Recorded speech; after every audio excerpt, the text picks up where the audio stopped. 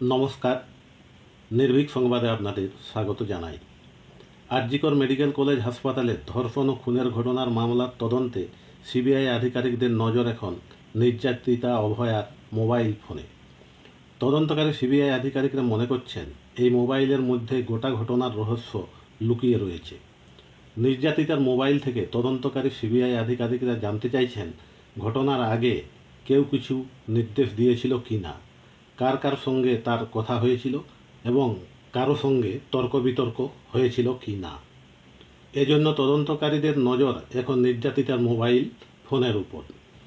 Mobile ফোনের কোন ছবি কিংবা ভিডিও ও বিভিন্ন তথ্য ডিলিট করা হয়ে থাকতে পারে বলেও তদন্তকারী আধিকারিকরা আশঙ্কা করছেন।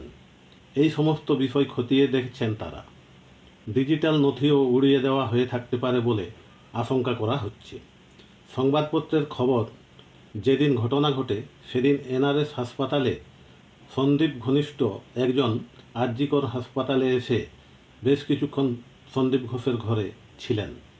ওই ব্যক্তিকে সেমিনার হলেও দেখা গেছে বলে খবর। এই সমস্ত বিষয় তদন্তকারীদের নজরে রয়েছে। আরজিকর কাণ্ডের তদন্তে নেমে যতদিন গড়িয়েছে ততই রহস্য ঘনীভূত হয়েছে। অভয়াকে ধর্ষণের পর খুন করা হয়েছে নাকি খুনের পর ধর্ষণ করা হয়েছে তা নিয়েও ধোঁয়াশা রয়েছে। কারণ ময়নাতদন্তের সময় নমুনা সংগ্রহ, তদন্তের রিপোর্ট, বিচার বিভাগীয় ম্যাজিস্ট্রেটের উপস্থিতি এবং বহিরাগতদের হাজির হওয়া নিয়েও তদন্তকারীদের মধ্যে বহু প্রশ্নের ভিড় করছে। তথ্য প্রমাণ লোপাটের যে বিষয়টিতে সিবিআই বিশেষ নজর রেখেছে তাতে কয়েকজন জুনিয়র চিকিৎসকের জড়িত থাকার ইঙ্গিত পেয়েছেন। এই জুনিয়র চিকিৎসকরা সকলের সঙ্গে সন্দীপের ঘনিষ্ঠতা রয়েছে। পুলিশ পৌঁছানোর আগে এই জুনিয়র চিকিৎসকদের সঙ্গে সন্দীপের বেশ কয়েকবার কথাও হয় এবং পুলিশ পৌঁছানোর আগে এই জুনিয়র ডাক্তাররা সেখানে উপস্থিত ছিলেন। এই জুনিয়র ডাক্তারদের ওই দিনের গতিবিধি কী ছিল সেই বিষয়টিও নজরে রয়েছে তদন্তকারীদের। জানা গেছে এই জুনিয়র ডাক্তাররা ময়নাতদন্তের রিপোর্টের সময়ও সেখানে উপস্থিত ছিলেন। এরা সন্দীপ ঘোষের নির্দেশে সেখানে গিয়েছিল কি না তা খতিয়ে দেখছে তদন্তকারীরা। আরজিকরের এই ঘটনায় প্রায় 12 জন জুনিয়র ডাক্তারকে জিজ্ঞাসাবাদ করে তাদের বয়ান রেকর্ড করেছে সিবিআই। সেমিনার হলেই ঘটনা ঘটেছে সে বিষয়েও সংশয়ে রয়েছে তদন্তকারীরা। সিবিআই আধিকারিকরা মনে করছেন সেমিনার হলের বিল্ডিংয়ে ঘটনা ঘটে থাকলেও সেখানকার তথ্য প্রমাণ লোপাটের জন্য সব কিছু পরিপাটি করে সাজানো গোছানো হয়েছে। কলকাতার পুলিশ কমিশনার মনোজ ভার্মা রবিবার আরজিকর হাসপাতালে গিয়ে সেখানকার পুলিশ কর্মীদের সঙ্গে কথা বলার পাশাপাশি নিরাপত্তার বিষয়টি খতিয়ে দেখেছেন। সিআইএসএফের জওয়ানদের সঙ্গেও তিনি কথা বলেন।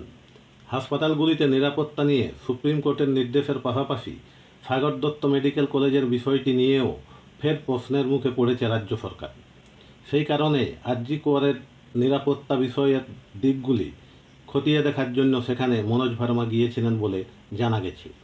এদিকে শুধু আরজিকর মেডিকেল কলেজের দুর্নীতিই নয়, কলকাতা মেডিকেল কলেজেও দুর্নীতির অভিযোগ উঠেছে শ্রীরামপুরের তৃণমূল বিধায়ক তথা চিকিৎসক সুদীপ্ত রায়ের বিরুদ্ধে। হাসপাতালের অধ্যক্ষকে ডেপুটেশন দিয়ে সুদীপ্ত রায়ের বিরুদ্ধে দুর্নীতির অভিযোগ জানিয়েছে medical college students union. Students ইউনিয়নের অভিযোগ, টাকার বিনিময়ে ল্যাবরেটরি টেস্ট কিট এবং হাসপাতালের শয্যা বিক্রি করা হয়েছে সুদীপ্ত রায়ের নির্দেশে। যে শয্যা বিনা পয়সায় পাওয়ার কথা সেখানে তার নির্দেশেই টাকা নেওয়া হয়েছে। চিকিৎসার বিভিন্ন সরঞ্জাম কোনো মূল্য না দিয়েই নিজের নার্সিংহোমে পাঠিয়েছে তৃণমূল বিধায়ক ডাক্তার সুদীপ্ত রায়।